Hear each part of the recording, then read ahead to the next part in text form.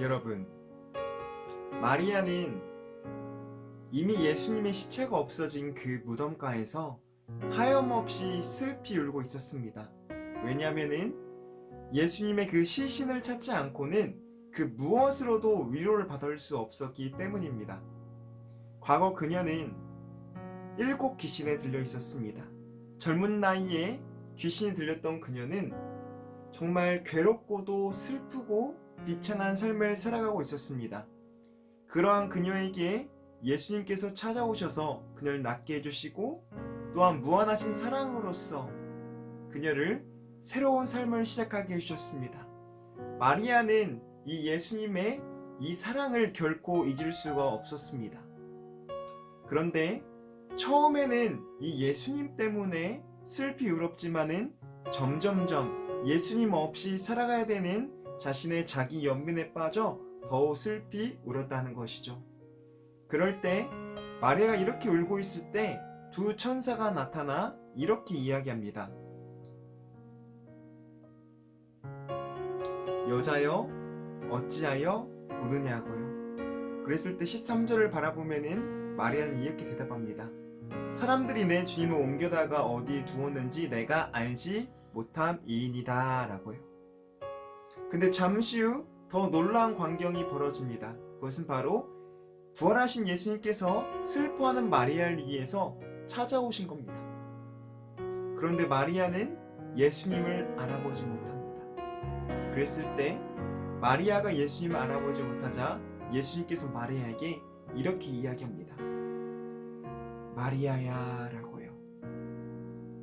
그런데 16절을 바라봤을 때 마리아야 라는 예수님의 음성에 마리아는 이렇게 반응합니다. 선생님! 이라고. 예수님의 그 따뜻한 음성에, 부활의 능력의 음성에 이미 마리아의 얼굴에는 모든 슬픔과 연고는 사라지고 기쁨과 행복만이 있었다는 것입니다. 그런데 17절을 바라보면은 갑자기 예수님께서 나를 붙들지 말라고 합니다. 좀 이상하지 않습니까? 마리아가 예수님 알아보지 못하자 마리아야라고 먼저 찾아오셨는데 갑자기 이제는 나를 붙들지 말라고요. 근데 여기에는 중요한 의미가 담겨 있습니다. 이전에 마리아와 예수님의 인간적 관계로서는 그 슬픔을 극복하지 못했습니다. 뛰어넘지 못했습니다. 그래서 예수님께서는 새로운 영적인 관계를 맺으신 겁니다. 그러고 나서 마리아에게 새로운 사명을 주십니다. 부활하신 예수님을 전하고 그리고 제자들이 가서 이제 곧 하나님 아버지께로 올라갑니다. 마리아는 이 사실을 예수님의 제자들에게 전했습니다. 그러나 이 소식을, 이 간증을 들은 제자들은 방문을 굳게 닫고 방문을 걸어 잠그고 숨어 있었다는 겁니다. 왜냐? 자신들도 유대인들에게 잡혀가 죽을 것만 같은 두려움에 빠졌기 때문입니다. 이처럼 두려움은 우리 몸을 꼼짝달싹하게 합니다. 그래서 히브리서 2장 15절은 이렇게 이야기합니다. 우리가 죽기를 무서함으로 한평생 매여 종 노릇한다.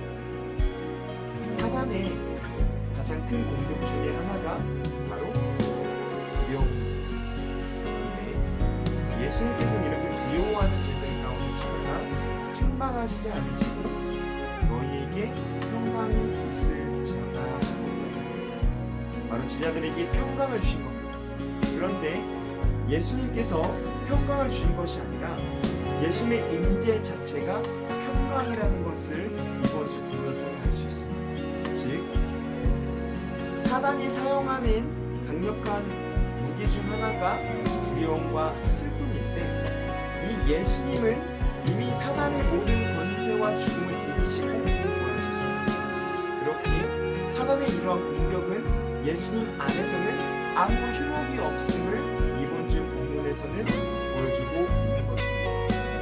그렇게 남은 한 주도 이 부활하신 예수님을 만나며 여러분 가운데 평강이 흘러 넘치는 그런 새로운 삶을 살아가기 원합니다. 근데 이 부활하신 예수를 만나기 위해서는 이게 필요합니다. 바로 이번 주 본문 22절 말씀입니다.